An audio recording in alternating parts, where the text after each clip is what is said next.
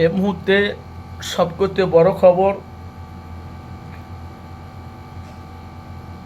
সারা পশ্চিমবাংলা সারা ভারতবর্ষের মানুষ জানে যে মাননীয় মুখ্যমন্ত্রী মমতা ব্যানার্জি বাংলাতে হেরে গেছে, বিজেপি জিতে গেছে।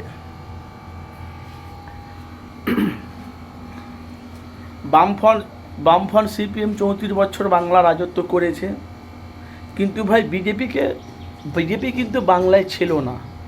বিজেপিকে এনেছে কিন্তু মাননীয় মুখ্যমন্ত্রী মমতা ব্যানার্জি। কেন? সিপিএম যখন 34 বছরও বাংলা রাজত্ব করে তখন বিজেপি ছিল না, তৃণমূল এসেছে বাংলায়। বাংলার মানুষের পরিবর্তন চেয়েছিল, তৃণমূল আসার পরই বিজেপি এসেছে। কিন্তু মুখ্যমন্ত্রী মমতা ব্যানার্জি বাংলাতে প্রচুর উন্নয়ন করেছে। এখানকার বাংলাতে বিজেপি আসবে অথচ এসে গেছে। যেহেতু ভোট নিয়ে কী হয়েছে না আছে সিট নিয়ে বাংলার মানুষ সবাই জানে।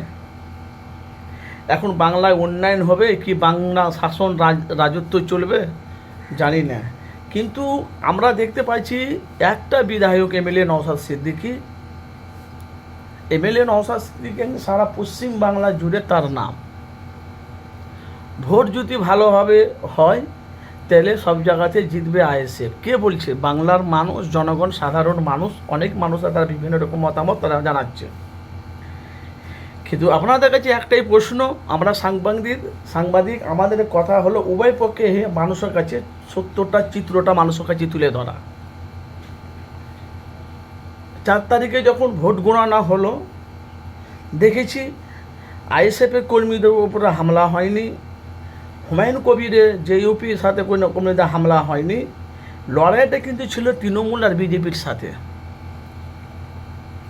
যেখানে 67টা না 66 বিজেপির ছিল সিট ছিল, সেখানে আজকে 182টা না কত আজকে সিট। আর মুখ্যমন্ত্রীর 200 কতটা ছিল, ওপরে ছিল 200। সে মুখ্যমন্ত্রীর মমতার মাত্র 82টা সিট, পশ্চিম বাংলার কথা বলছি। যাই হোক, পরের কথা। তো এখন বাংলাতে এখন সবাই চাইছে নওশাদকে। তো নওশাদ যে এত জায়গাতে সিট দিল, তো সেগুলো তো পেল না, ভাঙড়ে পেল, কারণটা কি? এখন দেখতে পাচ্ছি আইএসএফের ঝান্ডা আর বিজেপির ঝান্ডা এক জায়গায়। ভালো, কিন্তু এখন বাংলার মানুষ চাইছে যে দলই আসুক, বিজেপি আসুক কি বামফ্রন্ট সিপিএম আসুক, যেই আসুক, বাংলা এখন পরিবর্তন চাইছে।